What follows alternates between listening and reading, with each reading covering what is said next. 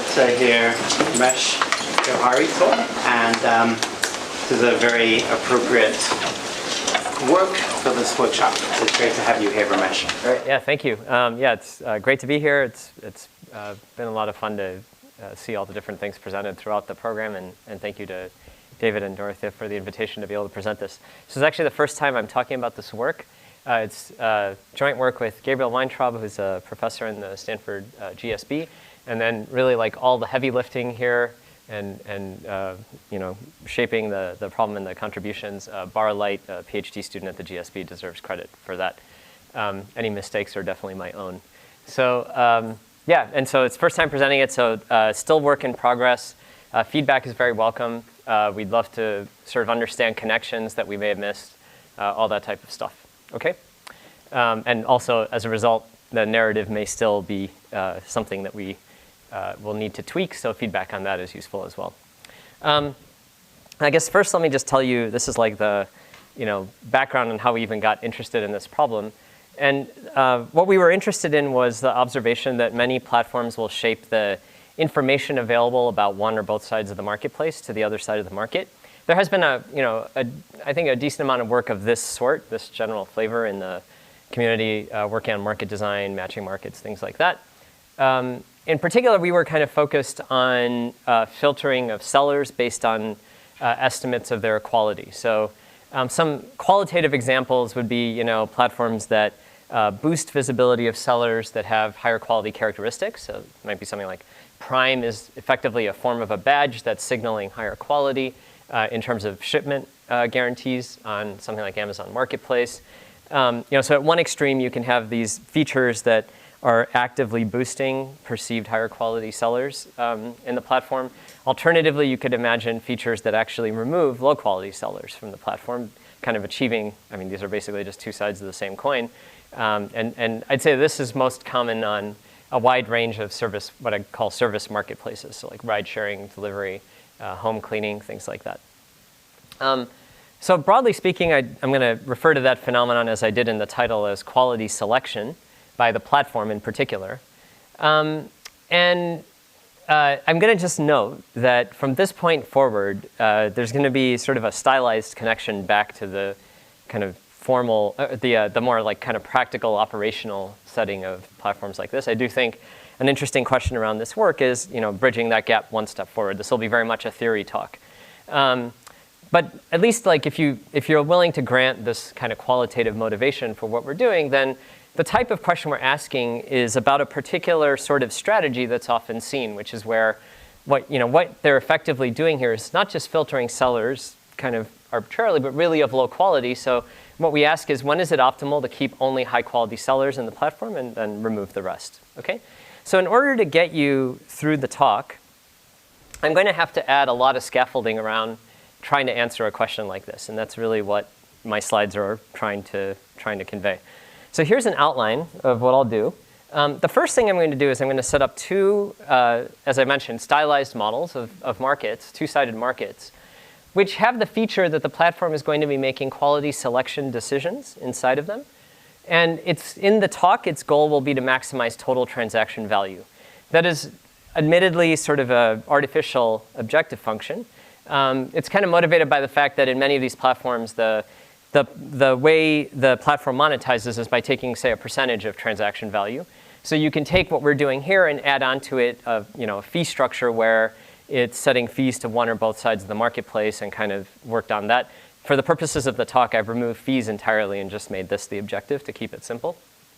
In the two market models, there's one commonality and then one distinction. The commonality is that both of these market models will share a common way of describing information that the platform is providing to buyers about seller quality. Okay, so I'll describe that kind of in one place.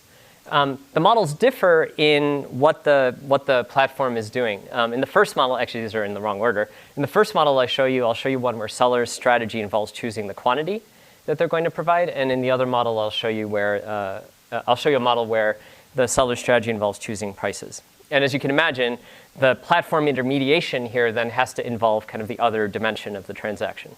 So in this, the platform will be setting prices. Here, the platform will there will be kind of an aspect of the allocation rule that's going to be sort of mechanically determined. So I'll show that to you. Okay, so these models were interesting to us because they were kind of capturing different flavors of what the combination of intermediation and transactions in these markets could look like. What was really interesting from our perspective is that ultimately we realized that when we think about what information disclosure in these settings was doing, we were able to translate that into a price discrimination problem, really like a menu construction problem. So I suppose if there's like one takeaway from our work, at least at the current stage of evolution, the main takeaway is that we have these kind of two exemplars of stylized market models that ultimately both feed into transforming information design in this context into a price discrimination problem. And so I'll show you kind of, at least I'll provide some description of how that's happening. And then that price discrimination problem, I think, is kind of theoretically interesting in and of itself. And so we will solve that. And by solve, I mean I'll show you structurally kind of what we learned from it and use the resulting solution to try to characterize quality selection here. So that's the outline. And that explains the title. So the point is that the talk is about quality selection, but our approach to understanding this quality selection problem is through a price discrimination problem. Okay? All right. So basically on that roadmap, the first step will be for me to describe to you seller quality and what it means for the platform to provide information about seller quality. Like I said, that's going to be a common construct between these two models. And then the next step will be to describe the two different market models. And then finally talk about this price discrimination problem that we use to understand the quality selection problem. Okay. By the way, David, I didn't track exactly when we started. Is it like? We started at 1:35. Okay, great. I'll adjust to whatever you tell me. So, okay, cool. Okay, so first of all, let's start just with quality before we talk about the platform. To keep things simple, I'm just going to think about a continuum of sellers on 0, 1, where X indexes their quality. In general, you could have a more kind of general typeset for quality here. You could have a different distribution than uniform. None of that's particularly that important for what I'm going to talk about, so just keep that simple for the talk. Okay. All right, so that's seller quality. Basically, the seller's type directly identifies their quality. The quality is, of course, only going to, quality is a loaded term at this point because I haven't told you anything about buyer utility. The quality will become quality. The type will become quality when I show you buyer's payoff. So that'll happen a little later. Okay. So now I have to tell you a little bit about what the platform knows about seller quality, and certainly like a richer version that captured operational details would talk about how a platform acquires information about seller quality. I'm not doing that here. In this talk, I'm just going to assume that there's some finite partition of the type space that captures the information available to the sellers. This is a very standard kind of form of informational model where what we say is that what the platform knows about any particular seller is which of these subsets they live in. Right? So AIs are always going to index ground truth from the perspective of the platform. And the platform's decision, essentially, when it comes to information sharing with the buyers, amounts to how much do I want to share with you about these AIs. Right? Now, I can't share anything finer than the AIs. That's what I know. And really, then it comes down to like how coarse do I want to make what I share with you. Right? Okay, so P0 indexes that kind of ground truth platform information. And as I said, what the platform knows is only that the seller lives in that corresponding set. Any questions on this? Yeah. The way you set it up, is this model isomorphic to a finite type model? No, so it won't be, because the seller's type will play a role in things like participation or quantity selection. And so therefore, different sellers of different types within these sets may choose, let's say, different amounts they produce, for example. That, in turn, will affect buyers' beliefs if they choose a particular set of sellers. Okay? Yeah. And you'll see this clearly later. One of the weirdnesses in the talk is I'm trying to show you this information structure before I've defined buyer and seller payoffs, and that's because there's two different models that rely on the same structure. So just grant me a little bit of license there. But yeah, basically in the end, this will matter because there will be heterogeneous behavior depending on type. Okay, so as I said, the platform can choose what sellers to include in the platform and what to show about them to prospective buyers. Now, choosing who to include in the platform basically means, do I include an AI or not in the platform? Right? If I cut one of these out, it just means those sellers are just not available. So that's like removal of those sellers. Okay. Now, formally, an information structure, therefore, translating this into plain English, amounts to taking unions of these AIs and not necessarily needing the entire interval. So you can keep whatever you want out of these, first of all, and then take unions of them as you choose. Okay, that's essentially what's said here. It's a family of disjoint sets that are where every single set is a union of elements in that kind of ground truth partition. Okay. One definition that'll be important is that this P, okay, this information structure, IS is the abbreviation I'll use just to save words on the slides. So an information structure is called one separating if it consists of only a single element. Okay? And in this case, basically what happens is that means you've taken a union of some subset of these, kept that, and everything else is gone. You've removed all the other sellers. Okay? We're particularly going to be interested in when information structures of that sort are optimal. And moving one step beyond that, of course, you probably picked up on the fact that I want a little bit more than that. I really want one separating information structures that what I've kept is at the top, and what I've removed is at the bottom. That's sort of what we're looking for. And I'll show you two market models where that's what, now I can be a little more precise about this overall question I'm trying to answer. What are conditions on the markets I'm going to define under which the right thing for the platform to do is that kind of one separating information structure? Yeah? Sorry, that single element refers to your element in that set P0? No. So it's if the information structure consists of only a single element. That's a good question. Let me actually go through this, and it'll be clear. So let's first just go back to that example with like the 4 AIs. So that's the ground truth partition, right? So one information structure might be something where I remove all of these sellers. That's the black. I keep these two subsets. And in these two subsets, I actually let you, the buyer, know for any particular, I show you that there are 2 different sets of sellers. Another thing I can do is remove these 2, but then take the union of these. In which case, as a buyer, I'm not telling you that these are different sets of sellers. I'm just telling you there's a set of sellers out there. And all you know about that set of sellers is that they're between 0.5 and 1. Of course, you need to know a bit more than that in the game to form accurate beliefs and all of that, consistent beliefs, but we'll talk about that in a second. But yeah, so to answer your question, this is one separating. And in particular, it includes 2 subsets of the original ground truth partition, but those I've taken a union of that so that the information structure that the platform has chosen consists of only one set. Okay. Right? Okay. So, kind of as Ozan's question hinted, it's like a really incomplete description of a game, obviously, because all I'm telling you is about information structure and nothing about what buyers or sellers or the platform are doing.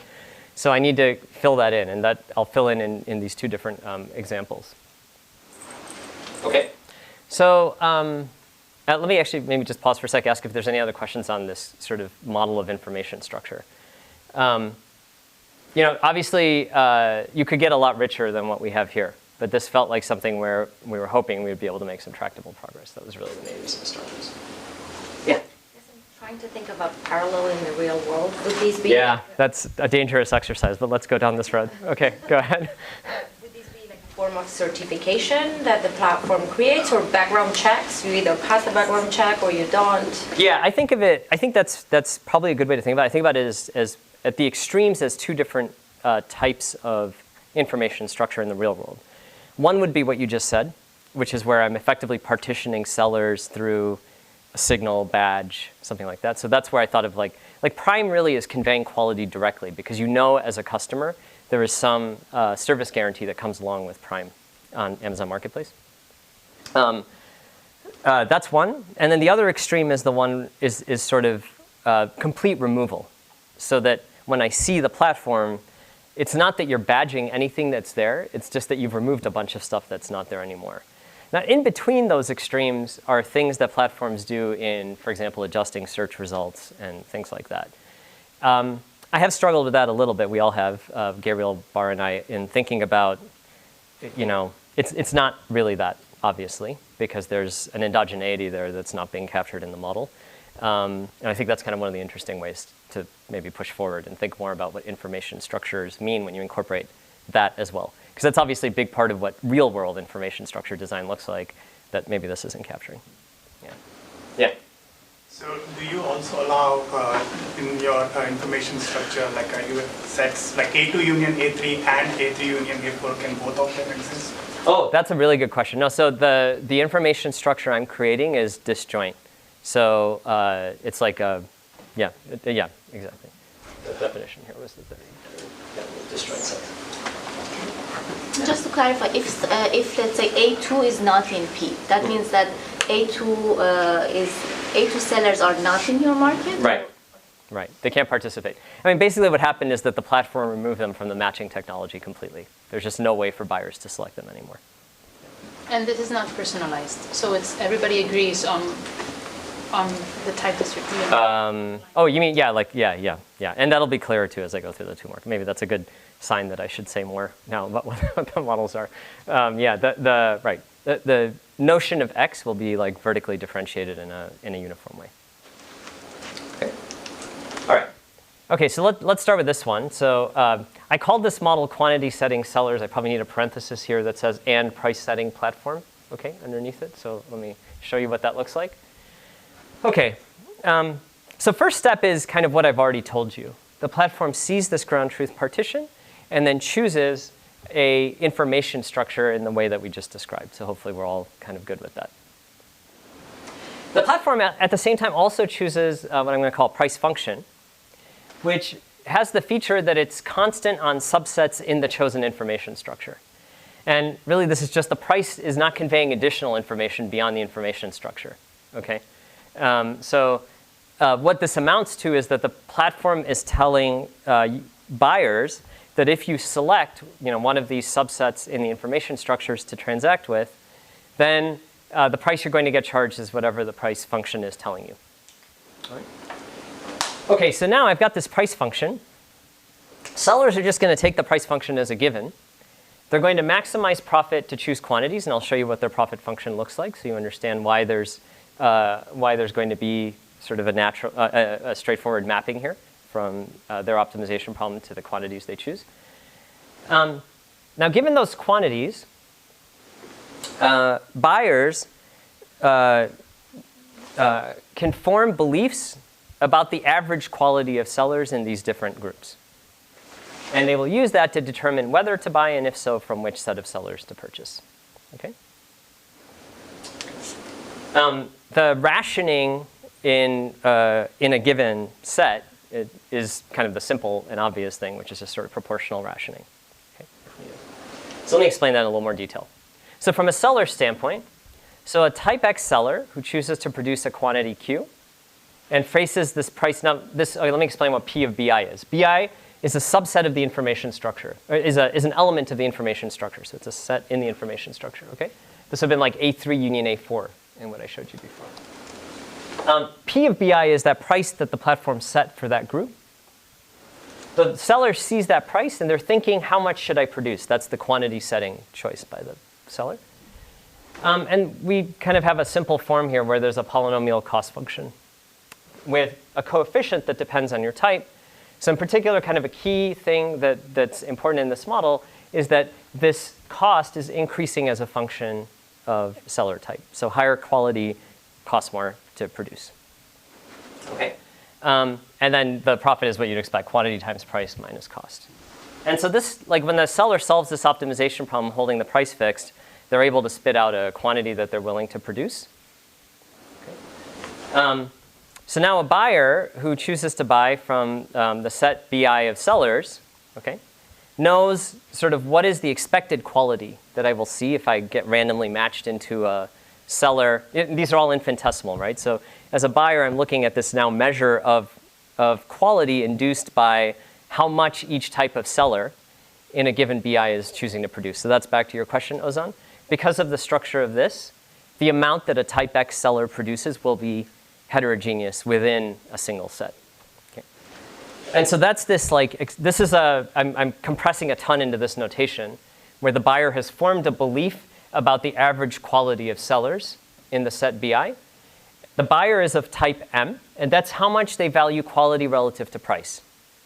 Okay? So buyers have this kind of heterogeneous type, M. There's a distribution over types. that isn't really important for what I'm saying right now, but we'll talk about that when we get to the price discrimination problem. Distribution over buyer types. Okay, so buyer of type M is interested in maximizing this net utility, where the expectation is with respect to this induced belief. Yeah? So the profit is based on the quantity that you choose to produce as opposed to some equilibrium quantities. Yeah. So that's one of the weird things here, is that this will only make sense if the market actually clears. And that's one of the equilibrium conditions. So the equilibrium, I think, takes this shape more of like a competitive equilibrium in some sense, that like one of the conditions here is that with price-taking sellers, the market has to clear. And you'll see that in the next slide. Yeah. The buyers are buying unit quantity? Yeah, I mean, essentially think of this as kind of I'm either purchasing or I'm not, basically, and then who am I purchasing from? So the who is the BI. Obviously, I can't pick within the BI which X I want.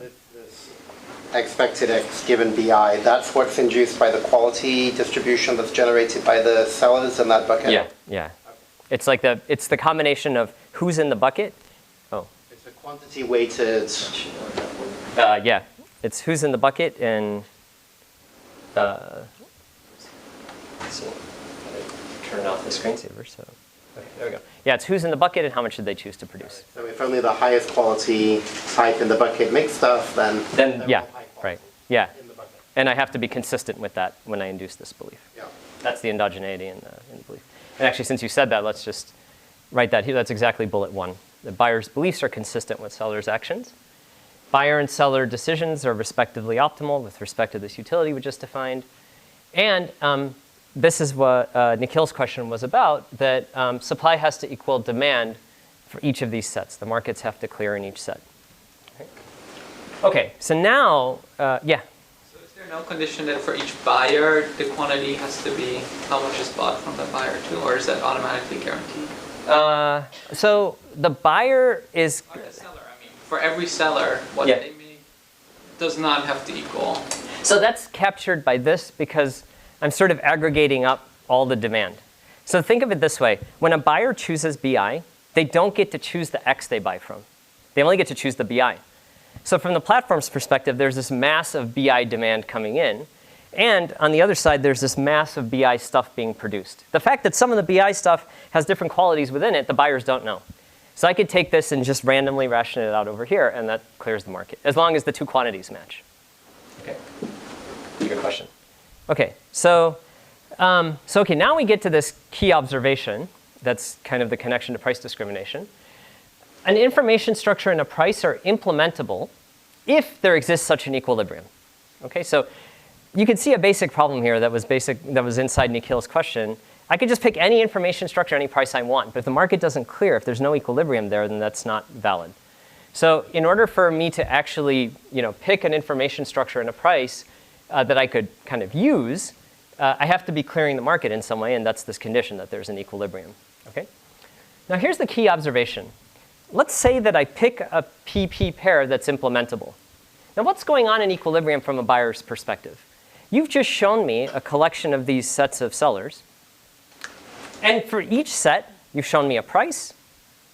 And because of these expected payoffs, expected quality levels that I compute from these beliefs, I have an expected quality for that set. So that's a menu.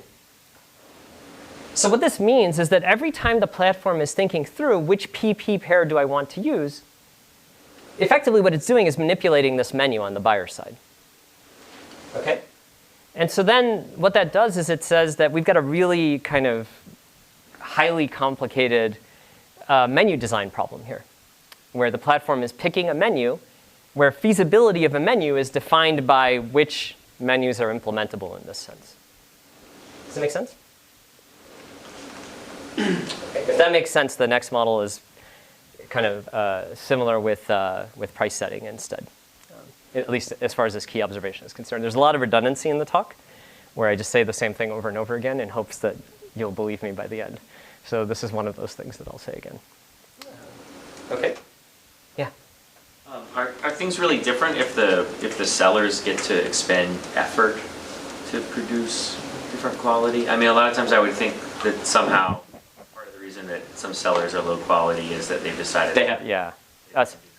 yeah, so you're thinking of a game where the type of the seller is something that could be endogenous. Right. which is determined by their own decision to exert effort. Or they may have some latent capability Right. to provide quality at different levels. Yeah, that's a great question.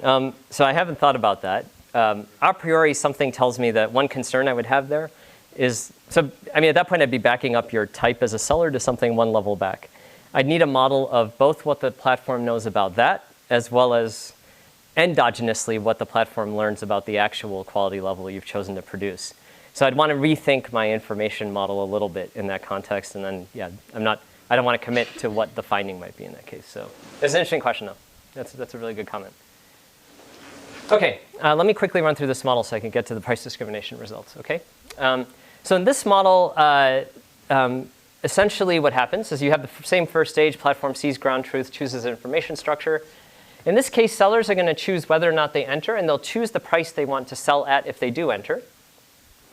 Buyers will again form beliefs about seller quality and choose whether to buy, and if so, from whom. That's the same bullet as before. The key thing that's important here is that one of the challenges we had is we did not want prices to signal anything other than which set you're in. How do you get there? So one of the things I love about talking to Eva Tardosh about research is that she loves referring to things like this as a cheat, and it is a bit of a cheat. The cheat here is to use Bertrand competition, which is fine because that's like the classic model of price competition in my view, so a good starting point. But one advantage of using Bertrand competition within each set is that really achieves for us this goal that we don't end up conveying anything extra through the price. Okay, so let me make that clear on the next slide. So a lot of this looks the same in the sense that I've got sellers and buyers making choices. What is the seller's profit function? Now here, they're not going to choose the quantity. This will be determined through some allocation and equilibrium. They do choose a price, and then here they just have a constant marginal cost. This cost is a function of the ground truth set they live in, and we make the assumption that all sellers in the same ground truth set have the same cost, and then this cost is increasing in the index of the set. So this is the same thing that higher quality costs more. Okay? But if you put this together with Bertrand competition within a BI set, then what that's going to do, it'll drive prices down in equilibrium to the lowest marginal cost within a BI in the information structure. So that's how that helps us. It keeps us from communicating extra information out. This is the same as before. A buyer who chooses to buy from a particular BI, this is the same payoff function. Expectation is again about induced quality. And this is the Bertrand competition piece of it. The price in a given BI, we assume mechanically is the lowest price there. And what this is saying is that buyers are just getting matched to only sellers who are selling at the lowest price in that group. So I think that is something that we'd like to work on more, to think about sort of other forms of price setting where we can, still end up with kind of a well-defined, at least a tractable model to study. Okay. So equilibrium conditions, only sellers at the lowest price in each BI are active. That's Bertrand competition. Quantity allocation follows the Bertrand type of rule where we ration among the sellers at the lowest price. Buyer beliefs are consistent with sellers' entry decisions, and buyer-seller decisions are optimal for each side, same as before. And then finally, same observation. When you think about what goes on in equilibrium here, I've shown you a collection of these sets. In equilibrium, buyers are facing a menu where there's, again, price, and there's an expected quality attached to each set. And the platform is choosing an information structure that's shaping that menu. So it's a very different menu design problem now, but at least in terms of the concept of what the talk is doing, it's the same reduction. Okay? Ramesh? Yeah. And now the quality induced by this now is only the people in set BI that are active. Price. Right, exactly. So in particular, let's say BI included multiple AIs. Right. Yeah. The costs are increasing. It's Bertrand competition. So the active folks will be the lowest AI in that BI. Yeah. So here what the platform is really doing is I guess the way to think of it is that the removal is kind of really the key action of the platform here. Because the ones who are not available at all, the cost is going to end up being kind of the lowest among the remaining active sellers. Yeah. And did I follow correctly that unlike in the quantity case, the the cost for production depends only on this coarsened Yeah. signal? Yeah. Because otherwise, Yeah. it seems like. Yeah. this Yeah. has- I went through these slides deliberately quickly, Dean, so you wouldn't notice that.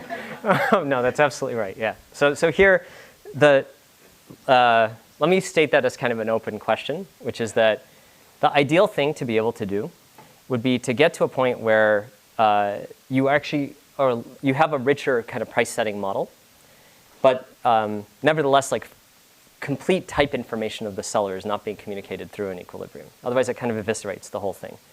And so, in some sense, you can think of landing on this as a way to really prevent additional information transmission through the price, which sort of coming at it from a rational expectations equilibrium point of view, like obviously that's something that we've studied a lot over the years, which is how much information do prices contain. Here, it was sort of deliberate that because we were focused more on the platform's intervention and how much information is being conveyed, we really wanted to stay away from that. That lands us into this kind of relatively simplistic price setting model. I think that's kind of an important thing to think about, which is how far can we push past that. Okay.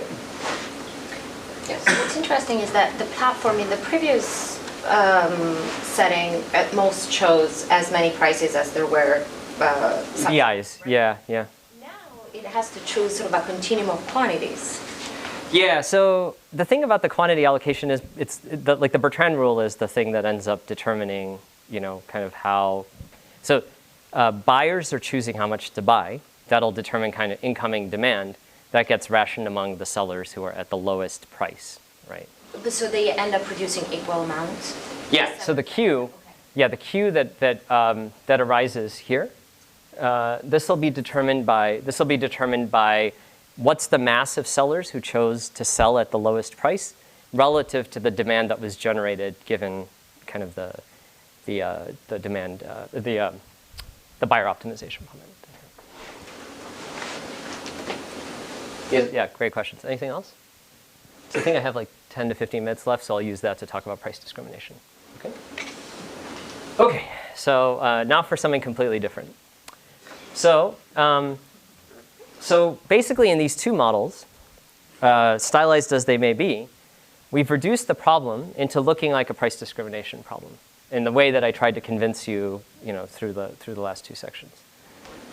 So now what we want to do is we want to leverage that connection to characterize information structure design in the two models by actually thinking about a price discrimination problem that somehow encapsulates both of these.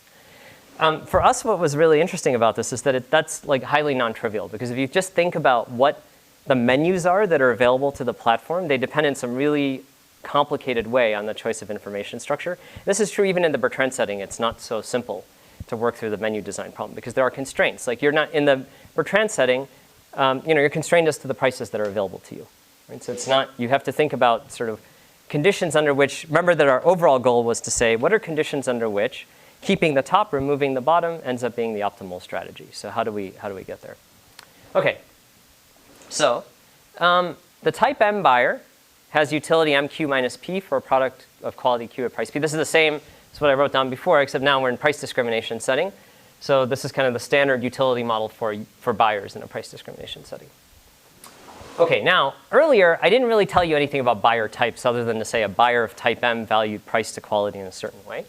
What we find is that what we're going to do is characterize our results in terms of the shape of this distribution of buyer types. And the distribution of buyer types essentially says, what's the mass of buyers with different values. It can be anything up to the open positive real line and no atoms. Okay, so a few more terms. An important aspect of what we do is that we focus on finite menus. Okay, this is, first of all, I was starting with a finite partition anyway, so that's partly coming from that, but it's also because it's just a lot easier to think about the analysis in this setting. If we allow kind of continuum menus, it would be very difficult to work through the analytics of what I'm about to show you. So a set of k distinct PQ pairs is a k menu, so distinct is important. And then I'm just going to sort of assume that any time I show you a menu, I've ordered it in increasing price order. Okay? So the P's are always going to be increasing. The parentheses C here just indicates these are the PQ pairs that are associated with that menu. A script C will denote the set of feasible menus. DI of C is the demand for a particular item on the menu when that menu is offered. And that's determined by this F thing here. Right. Now, what's the platform's goal? To choose a menu to maximize its profit, which is price times demand. OK, so there's only one real definition I need to crack this price discrimination problem open. And that is this definition of one rich, which is actually fairly simple. So let me first say it in words, and then I'll translate back to the notation. So for any menu that I give you that has this associated profit, right? What I want to do is, in the end, what I'm looking for, the kind of result I'm looking for, is that a one menu is optimal. In other words, that a menu that contains only one item and associated price is optimal. That's what we're going to look for in the price discrimination problem. That's what will map back to one separating information structures being optimal. So what I need is something that allows me to kind of get over to optimizing over one menus. And really the assumption that we make, the assumption we need, or the definition we need, is that for any menu you give me, there's some one menu in the set of feasible menus that has the property that the profit at that one menu, let's say PQ, is at least as high as the profit at the highest PQ pair on the menu you picked. So C is some menu with a bunch of things in it. There's one thing that has the highest price in there. What I need here is just that I can find some one menu in my feasible space of menus whose profit exceeds the profit of that item on its own, or that item and associated price on its own. So this will often just be satisfied. If I could just pick this, if this was in my feasible set, then I'm done. Because obviously this is trivial, just make that PK, QK. Sometimes I may not be able to pick this. An example when I will not be able to is that first quantity setting example. When I end up doing this reduction, the problem is that if I move from the BIs that I had to only keeping the top one, I change something about the quantities that are available. So that means I don't actually get the same thing back. So that's why we needed to expand the definition a little. So the choices of elements in your three menus don't include the choices in your two menus and your one menus. They don't necessarily... They don't have to be the same. Yeah, exactly. I mean, of course, thinking about it as a price discrimination problem, you could think of something simple where, these are all sort of subsets of some base set of possible pairs, right? Yeah. Then this is trivially satisfied. But it's not in your induced. It's not in this induced thing, yeah. And that's how it gets interesting. Yeah. Okay. All right. And this comment is just what you said, David. I mean, it's like if that was already there, this is a trivial definition. It's sort of one of those interesting things where it'd be hard for me to conceive of giving a talk only on price discrimination and then tossing this up. Because it's like out of the ether pulling a price discrimination problem, how would I motivate for you that wasn't present? But it's really this it's the fact that the information structure design problem is inducing this weird menu constraint that may not satisfy this. All right, so here's the main result. Suppose that MF of M is convex on its support, and that the space of feasible menus in this price discrimination problem is one rich. Then for any menu in that set, there exists a one menu with higher profit. Which, this is like a too long of a statement, okay? Basically, the way I would look at it is if MF of M is convex, a one menu is optimal. And the only thing that's stopping you there is you just need to know that there exists an optimal one menu. Simple assumption for that would be, say, something like the set of one menus in the set is compact, just so that you can actually find an optimal solution. That's basically the main point is that if MF of M is convex in its support, then there exists an optimal one menu. The statements about C like that are actually statements about F as well, right? Because the quantities that get demanded are a function of the types, which is the type distribution F. Yeah, right. You're saying like this right here, right? Like the profit function depends on. Like when C is one rich. Right. Right. Yeah. So this. It's actually yet another condition on the type. Yeah. That's right. That's right. That's right. I guess that's in thinking about the problems where we're applying this reduction, the thing is that whether this is one rich or not is sort of determined structurally by the nature of the like the market model. And within that, when we layer this on, that's kind of what we're using to be able to get to optimality. In our case of a one separating information structure, that's what that'll reduce to.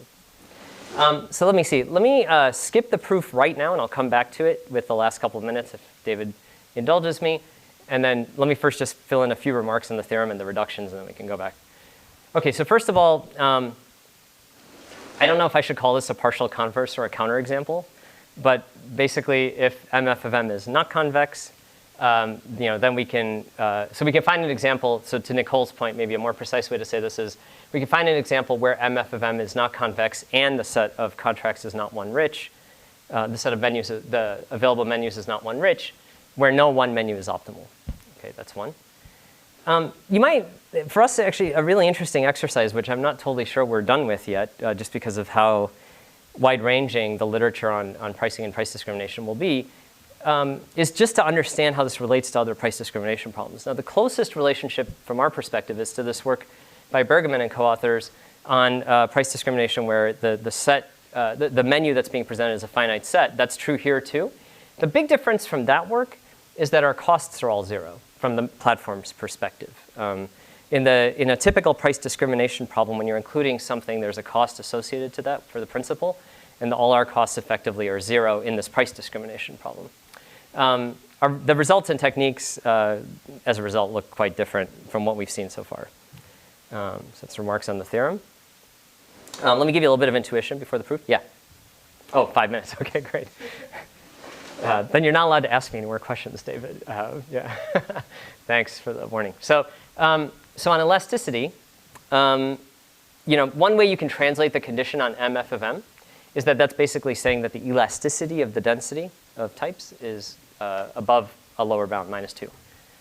So it's kind of, that leads to a natural intuition for what's going on. If you're at a one menu, you think about expanding to a two menu, okay, what's going to happen is that you're going to increase the mass of buyers, but some buyers now take advantage of a lower price when you do that. And so the question is, when is that trade-off worthwhile? Well, when the elasticity is not too low, in particular this bound holds, then this kind of increase in the mass of buyers is not that high, so it's not worthwhile. Okay, and you can see this in these examples here. So here's an example where the density has elasticity 1.5. There's a two menu, a one menu of kind of arbitrarily putting cut points. And what you see is that when I move, when I'm looking at kind of the impact of moving from one menu to a two menu, of course it depends where the cut points fall. But what you see is that because this is sort of not too sharp, you don't lose a lot in this region. Okay? That's roughly the intuition. And this is an example where elasticity is 4. Intuitively, kind of what's happening is that a move to cut out the collection of buyers you could have captured with an additional item in your menu actually loses a lot of volume. So that's the intuition from the elasticity. OK, so let me take 2 minutes and walk through the proof. Oh, wait, actually, sorry, I want to do the reductions real quick before I go back to the proof. So the reductions now are actually fairly straightforward, given everything I've said to you. Okay? So just to remind you, in the quantity setting model, a choice of information structure by the platform induces a menu in the way that we talked about. Quality basically amounts to expected quality as seen by the buyers, price is set by the platform. That converts us to a price discrimination problem. What the theorem implies is that if MF of M is convex and you have an additional technical condition, and I'll explain that in a second, then a one separating information structure is optimal. And that's because a one separating information structure in the market design problem is equivalent to a one menu in the price discrimination problem. Now, what's this additional technical condition? The technical condition is something that ensures that the top quality sellers will provide enough supply. Okay? So a problem might happen if the top quality sellers is actually just a very small set of sellers. And therefore, you're getting very little production out of them. Remember, you have to clear the market somehow. So back to kind of, this is related to Nicole's point, that this technical condition here, this is sort of a structural condition on the model that we define that is needed to ensure one richness in the analogous price discrimination problem. Okay. And in this case, besides the fact that a one separating information structure is optimal, it takes the shape that you remove low quality sellers, as I brought up at the beginning. Maybe in the interest of time, I won't say as much here. This is the price, the price setting model.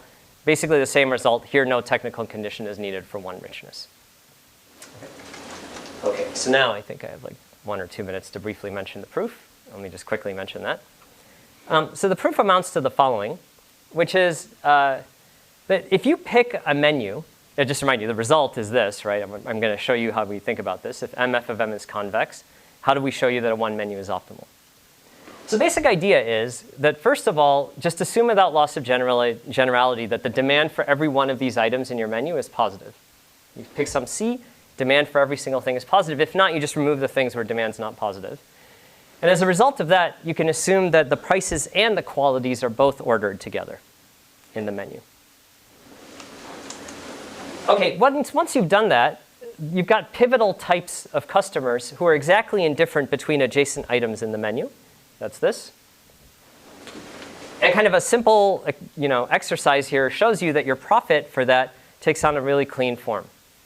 It's the sum of pi minus 1 times the distribution applied at these pivotal types added up. Okay, this is kind of a nice succinct expression for profit as a result.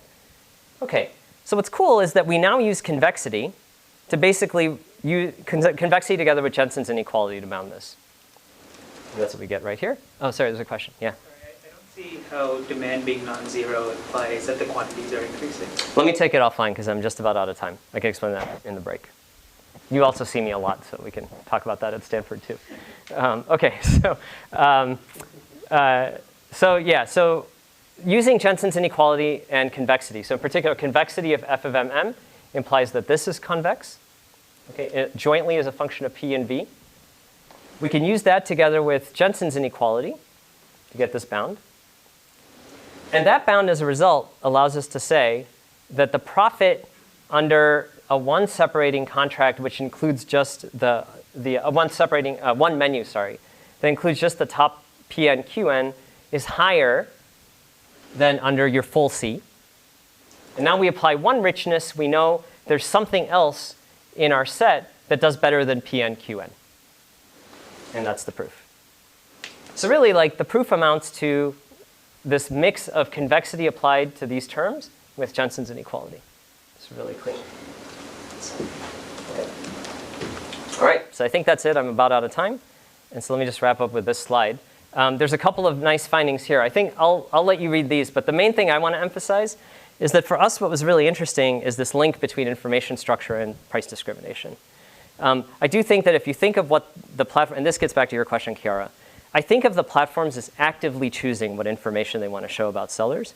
And so what's nice is to be able to transform that into something where we're able to leverage kind of a different technology that we've spent a lot more time thinking about. Because obviously information design in these two-sided markets is a fairly complicated thing. Okay, let me stop there. Thank you. Thanks for the extra time. Last question? Okay, thanks very much. Yeah. So, let's see. A couple of things. One is that in our great wisdom, we have built a longer break into the schedule. So we're actually on break until 3:30, so you could have kept talking, Ramesh. Oh, wow. Why did you tell me that before? Before you all find friends to talk with and share ideas, which we really encourage you to do, or go for a walk in the sunshine, get coffee, etc. Chiara's talking at 3:30, so don't go very far away. We really encourage you to stick around and find people to chat with. Also, the 8 of you, I think I see most of you in the room, who are speaking at 5 p.m. this evening in the lightning round, please come and add your talk to the laptop at the front of the room, and we'll make sure we're ready to go there. And also, if you are uncomfortable having your talk recorded in the lightning round, please come find me and let me know. Okay, so we're on break until 3:30. Thank you very much.